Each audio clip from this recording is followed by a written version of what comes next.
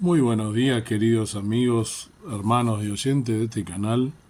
En este momento, en esta ocasión, continuando con el libro Contradicciones de la Iglesia del pastor Pedro Fuentes, compartir contigo el capítulo 2 de este hermoso libro, de este profundo libro que trata de este tema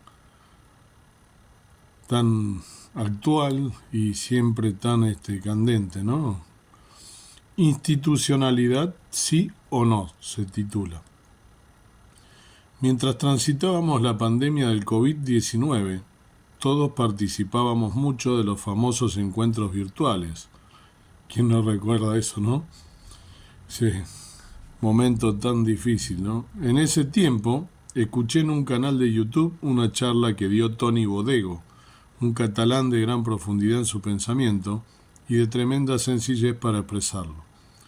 En esa charla, él planteaba cómo fuimos obligados a volver a la forma de practicar la fe cristiana sin atarnos a la institucionalidad. Hizo un paralelismo entre la denuncia de Jesús a los religiosos de su época con la experiencia que estábamos viviendo los cristianos evangélicos en ese tiempo de pandemia. Jesús rompió con los tres grandes temas que los judíos consideraban los más sagrados. Me pareció muy interesante y quiero compartir estas ideas con la autorización de mi compañero de seminario y amigo, Toni. Un lugar sagrado. Los judíos tenían el templo de Salomón como el lugar sagrado. Nosotros tenemos nuestros templos para encontrarnos. Muchas veces los sacralizamos tanto que solemos pensar que cuando estamos allí dentro nuestra vida se santifica. Jesús profetizó que el templo sería destruido y que la fe de ellos debía seguir. Además, el maestro declaró: uno mayor que el templo está aquí, Mateo 12, 6. Nosotros en tiempo de pandemia tuvimos que abandonar nuestros templos. Algunos los extrañaban tanto que hasta pensaban que no podrían vivir la vida cristiana sin asistir a las reuniones allí. Tuvimos que aprender la antigua lección que Jesús le dio a la mujer samaritana. Créeme, mujer, que se acerca la hora en que ni en este monte ni en Jerusalén adorarán ustedes al Padre. Juan 4:21. En aquellos años nos quedamos sin lugares de reuniones, pero no sin el Señor del templo. Al comienzo del cristianismo, el apóstol Pablo nos recordaba que el nuevo templo somos cada uno de nosotros. ¿No saben ustedes que su cuerpo es templo del Espíritu Santo que Dios les ha dado y que el Espíritu Santo vive en ustedes? 1 Corintios 6:19. Esto puso en evidencia que la fe cristiana no necesita de templos como asunto indispensable para vivir el verdadero cristianismo. De todas maneras, esta verdad no anula el mandato bíblico de congregarnos en un mismo lugar con quienes profesan la misma fe, porque como hijos de Dios formamos parte de una familia y el encontrarnos permite expresar nuestro interés y ayuda mutua. Unas fechas sagradas. Los judíos guardaban el sábado como día consagrado para Dios. Nosotros los cristianos separamos el domingo para reunirnos a rendirle culto al Señor. El problema que se planteó en tiempo de Jesús fue que el día sábado se había transformado en un día santo y tan único que, en lugar de venerar a Dios, le rendían culto al día de reposo, a tal punto que Jesús tuvo que hacer varias denuncias por la idolatría que le brindaban al sábado. Lucas 13, del 10 al 17, narra que Jesús realizó sanidades en día sábado y los religiosos mostraron gran fastidio contra él. Enseñaba Jesús en una sinagoga en el día de reposo y había allí una mujer que desde hacía 18 años tenía espíritu de enfermedad y andaba encorvada y en ninguna manera se podía enderezar. Cuando Jesús la vio, la llamó y le dijo: mujer, eres libre de tu enfermedad. Y puso las manos sobre ella y ella se enderezó luego y glorificaba a Dios. Pero el principal de la sinagoga, enojado de que Jesús hubiese sanado en el día de reposo, dijo a la gente: 6 días hay en que se debe trabajar. En esto puede venir y ser sanado, y no en día de reposo. Entonces el Señor le respondió y dijo: hipócrita, ¿cada uno de vosotros no desata en el día de reposo su buey o su asno del pesebre y lo lleva a beber?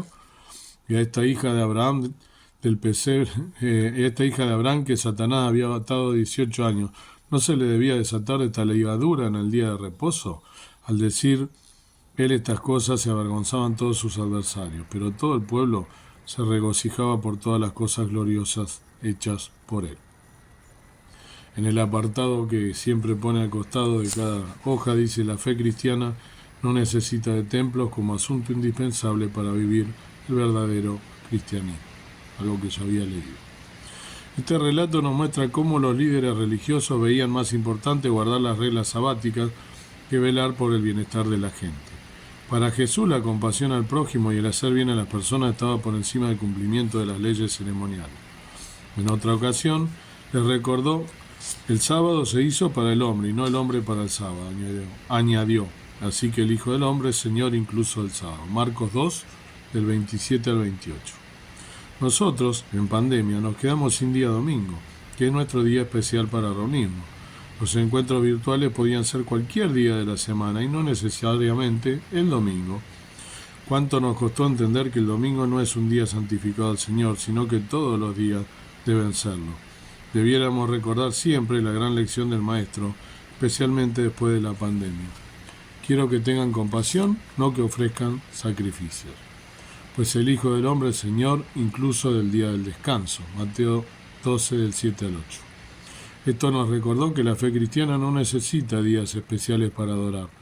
Los cristianos nos congregamos en general los domingos por muchas razones, pero sería un error pensar que el domingo es sagrado. No congregarse sería un error mayor aún, porque la Escritura nos exhorta, no dejando de congregarnos como algunos tienen por costumbre, sino exhortándonos y tanto más cuanto veis que aquel día se acerca. Hebreos 10, 25. Y el último apartado dice: unos líderes sagrados. Los judíos tenían una casta sacerdotal que realizaba todo el oficio en el templo. Nosotros tenemos a nuestros pastores y líderes que realizan casi todo lo que hay para hacer en la congregación. Tristemente, muchos creyentes piensan de esa manera, que los líderes son quienes deben hacer todo el ministerio en la iglesia. En algunos casos se los considera un grupo especial y se piensa que son ellos quienes administran las bendiciones de Dios para el pueblo del Señor. En la pandemia de COVID-19 nos quedamos sin líderes a quienes recurrir y que nos dirigieran, porque nadie podía salir de sus casas. Cuando el Señor nos impidió contar con los líderes, la vida espiritual de la iglesia siguió funcionando, porque el Espíritu Santo está en cada creyente y no se necesitan intermediarios para servir a los demás. Fue entonces que tuvimos que recordar que el sacerdocio en la iglesia de Jesús es universal y que todos debemos ejercerlo. Así lo explicó el apóstol Pedro cuando dijo: pero ustedes son linaje escogido, real sacerdocio, nación santa, pueblo que pertenece a Dios, para que proclamen las obras maravillosas de aquel que nos llamó de las tinieblas a su luz admirable. 1 Pedro 2:9. En ese tiempo fuimos despertados a recordar que la iglesia no depende de sus líderes, sino del Señor de la iglesia, y que cada uno nunca debiera dejar de oficiar de sacerdote del Señor. Las experiencias que vivimos en tiempo de pandemia nos deben hacer reflexionar para darle a la institucionalidad de la iglesia el lugar que realmente debe tener y no hacer de ella un objeto de veneración e inclusive de idolatría. Es importante recordar que el Señor es quien dio dones o capacidades a su iglesia para que pueda funcionar de forma ordenada, y estos son siervos de Dios que siguen el ejemplo de su Señor sirviendo a su pueblo. Los líderes en la iglesia de Jesucristo son servidores que imitan a su Señor y tienen como propósito lo que explica el apóstol Pablo en Efesios 4:12. Ellos tienen la responsabilidad de preparar al pueblo de Dios para que lleve a cabo la obra de Dios y edifique la iglesia, es decir, el cuerpo de Cristo. Precioso, muy profundo y muy real, sobre todo este capítulo 2 de este libro, con el cual concuerdo en un 100%, diría.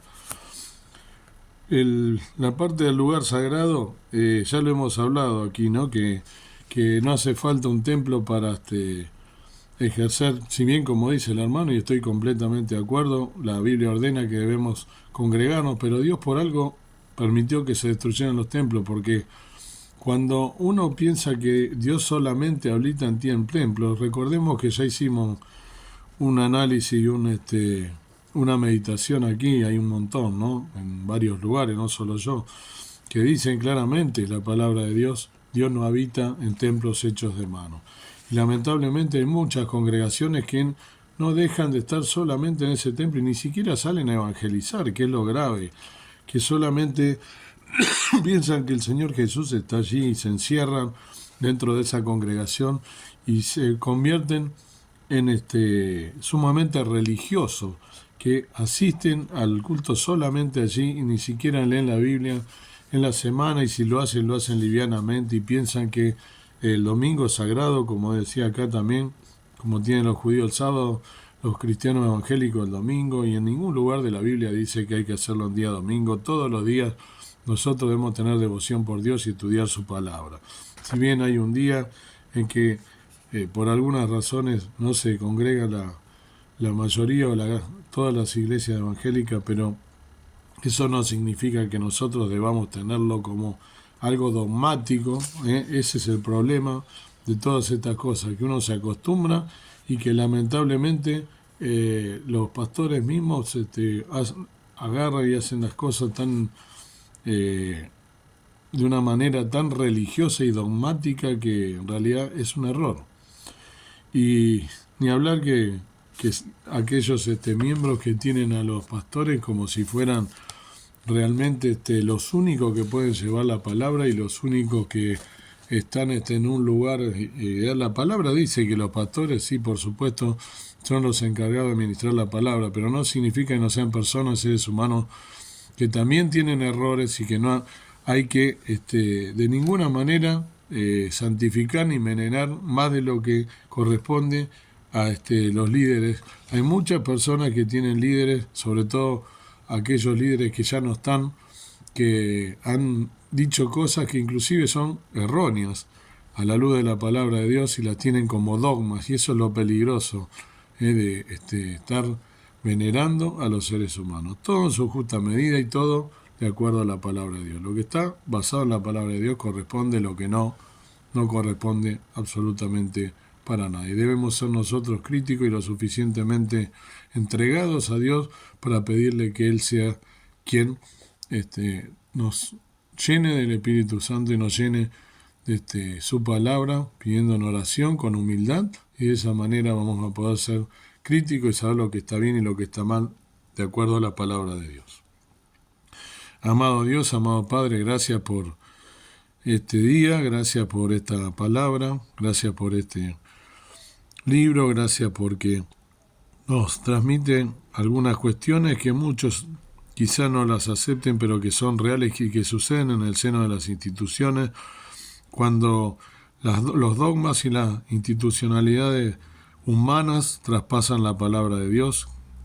Se corre peligro de caer en una religiosidad que a la luz de la palabra de Dios no debería ser de tal manera. Recordando, la pandemia dio también la oportunidad de saber que las redes sociales son un medio para llegar a evangelizar, y hay muchos líderes aún hoy que están en contra de las redes sociales.